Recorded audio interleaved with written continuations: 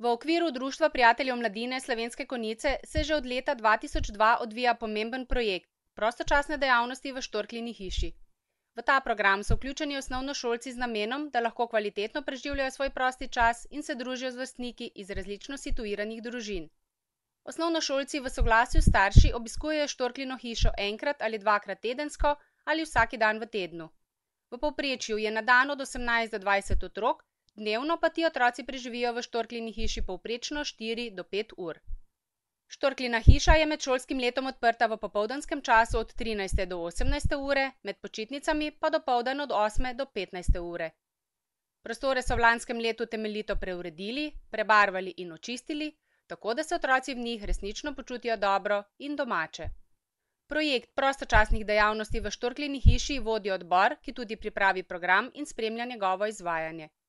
Odbor vodi prostovoljka Društva prijateljev mladine Milica Dabanović, imajo pa tudi zaposleno delavko preko javnih del Tamaro Kološa. Glavne dejavnosti v Štorkljini hiši v Slovenskih Konjicah so aktivno preživljanje prostega časa, kjer pod vodstvom zaposlene lahko izbirajo različne aktivnosti. Igranje namiznih iger, ročnega nogometa, poslušajo glasbo, igrajo razne računalniške igrice in se zabavajo z različnimi družabnimi igrami. Nudenje učne pomoči 2 uri dnevno v času šolskega pouka, organiziranje različnih delavnic, ki so praviloma ob petkih. Teme le-teh pa so likovno področje, tehnika, kuharske in še mnoge druge tematsko ustvarjalne ter priložnostne in praznične delavnice. Aktivne počitnice, najbolj pomembni so seveda četrtkovi izleti, kopanje na bazenu ob lepem vremenu, različna družabna dogajanja, športna druženja in tematske delavnice. V začetku julija so se odpravili na potep po Mariborskem Pohorju, na kopanje in vožnjo z ladjico z Radiem Rogla, začetek avgusta pa je bil v znamenju obiska lokalnega mini zooparka Polegek, 16. avgusta pa so se z avtobusom peljali na prijeten družinski izlet na morje, na kopanje v Simonovem zalivu, ki se ga je udeležilo okoli 80 oseb.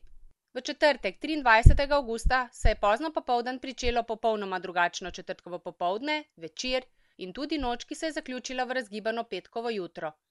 Okoli 18. ure je predstavnica literarnega društva Gnezdo pripeljala Templarja in Viteza, ki sta bila glavni zvezdi grajskega večera.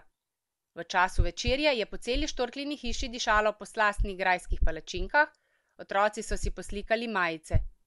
Prava noč spanja pa se je nadaljevala še s pogovorom in z ogledi filmov z vsebinami iz grajskega življenja. Petek 24. avgusta se je za mlade, ki so preživeli četrtkovo noč spanja v Štorkljini hiši, pričel precej bolj aktivno kot sicer.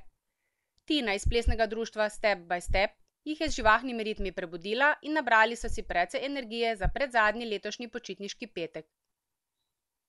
Po temeljitem pospravljanju so se dopoldan poslovili in si zaželeli še veliko takšnih zanimivih dogodkov.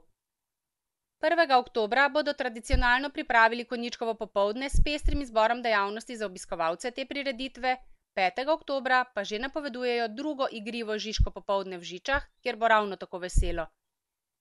Mesec november bo letošnje leto v Društvu prijateljev mladine Slovenije v znamenju okrogle 10. obletnice delovanja Štorkljine hiše, kar bo prinesla kopico zanimivih in veselih dogodkov, kot vedno.